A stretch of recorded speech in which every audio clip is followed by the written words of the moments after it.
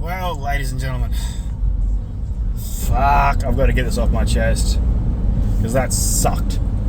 Alright, so as some of you may have seen, one of you that has spoken to me, you might be in one of the groups that I'm in that I post my stuff to regularly. I've taken a leap, and I've resigned from my job. So, you know, there's like 8 more days of possibilities of videos of thoughts from the fucking ute cab, basically.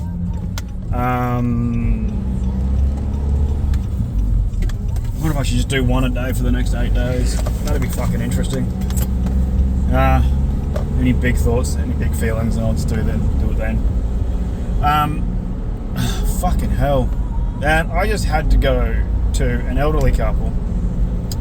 And I've been going there like every month to every 2 weeks for at least the last year.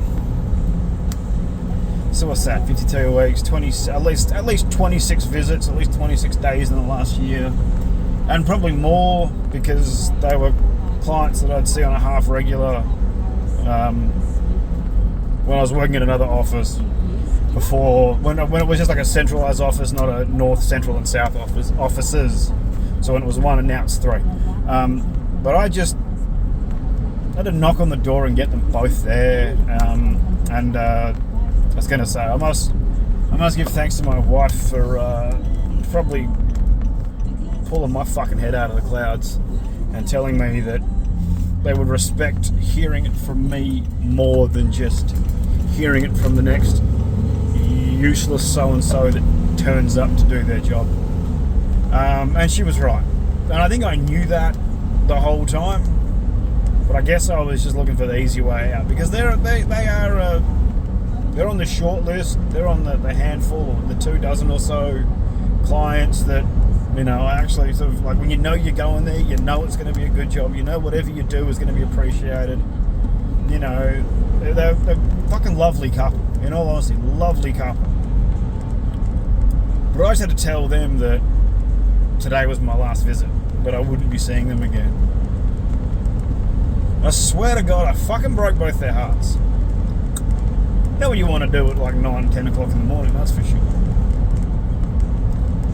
Then I had to explain to them that it wasn't their particular job that was giving me the shits. It was more just the company and the way upper management treats middle management and the customers, the clients, and the way middle management deals with, I guess, us fucking ground troops, fucking us bloody plebs.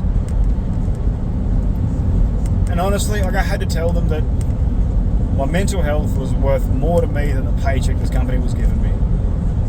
That, you know, having to work alongside substandard work,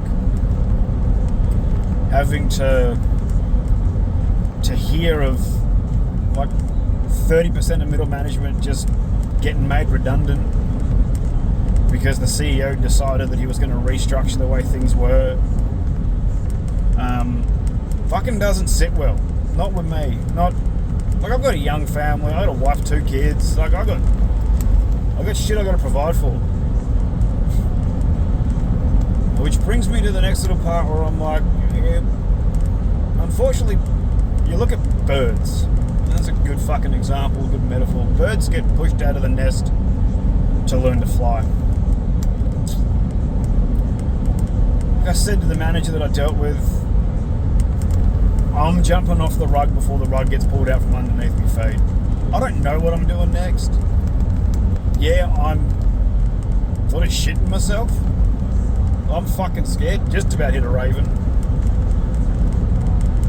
Maybe that's a sign. The raven knew what it was fucking doing. It knew how close it was going to get. It wasn't worried. And there's a part of me that's not worried. I know I'll either find something, create something,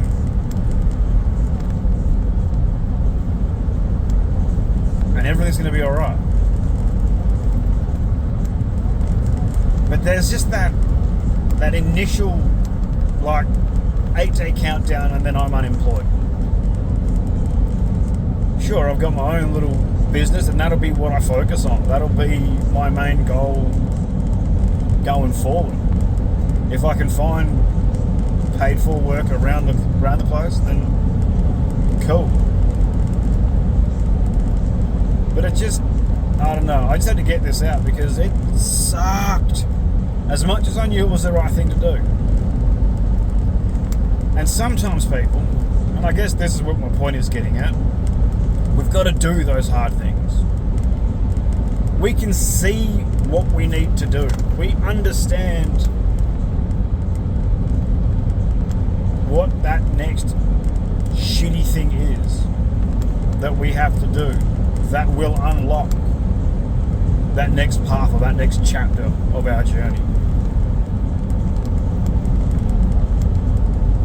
So we're probably all sitting with it. We've probably all got something in our guts, in the back of our mind, in our subconscious, that we know we want to achieve.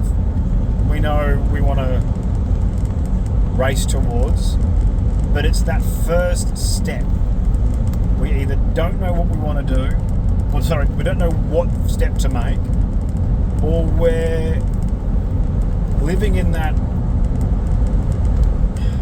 comfortable zone of mediocrity, that it's not what I want, but it's comfortable, it's good enough, I'm surviving. Well, 2.5 years of surviving and watching a company fucking basically drill holes in the bottom of their own boat, for fuck's sake. Just changing the rules and pissing the clients off left, right and centre with just their only concern is the bottom line, the money they're making, the money they're bringing in, and they're a not-for-profit organisation. We're here to support and serve. The Department of Justice has remained committed to ensuring accountability. Yet still they're worried about the bottom line. They're worried about the money they're making.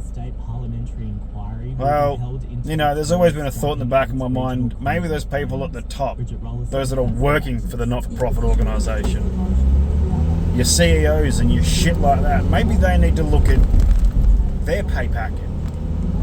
How much are they taking home that they could sacrifice in order to get the company up, running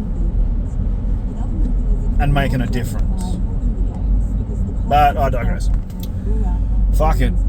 So guys, ladies, gentlemen, friends, family, random onlookers, I know I'm rambling, but I need to get these thoughts out. When you're sitting in a ute cab on your own, majority of the day, when you're pushing a lawnmower or pulling weeds, I take a lot of information in, podcasts and the like. Some days I've just got to get those thoughts out. I've got to speak about them. And hopefully empower you to speak about them as well. Because we've all got that dream state. That gold standard of where we want to be. Who we want to be. What we want to be doing. But we let the comfort of being told where to be, when to be, and what we're going to get paid. We allow the comfort of what we know and what we're doing it now. I guess that it lets us settle. And we sit there, and no matter how pissed off we get every day, no matter how much or how many days we wake up and go, I don't want to go to work. You know, come home and vent, fuck, you know, work was terrible, this person gave me the shits, this person did that. And I'll tell you what, my wife's been on the fucking receiving end of quite a few of those in the last month. So I implore you to find out what those things are that you want to do. Discover your gold standard. And I empower you to take that first step, whatever that might be. Whether that's buying a domain name for a fucking website or, you know, fucking printing flyers off and handing them out around the streets. doing what I've done. Hand in your 2-week resignation. Tell the company you're out, and I'm going to find something better. And if you're a dad out there that's struggling, if you're telling yourself that you aren't worthy, that you aren't good enough, I want you to stop for a second and think about the people who are watching you. And I'm not talking co-workers. I'm not talking your mates out the pub. I'm talking about your kids. What example are you setting for them? We want the best for our kids. We think the world of them. We think they can achieve everything. But if we set the example, hold up, Turbo, it's still orange, and a red arrow. If we set the example for them that we're going to settle for mediocrity, that we're going to settle for near enough is good enough, then how the fuck can we expect them to do any better? This is a long one. I will put a disclaimer at the front saying fucking over 10 minutes, my apologies. But I needed to get that out. Everyone, stay shiny side up.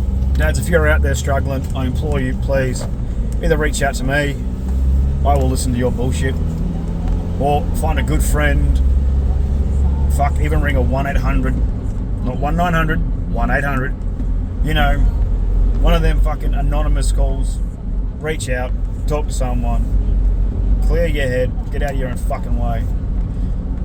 And you know what? Stay shiny side up, folks. Talk to you all later.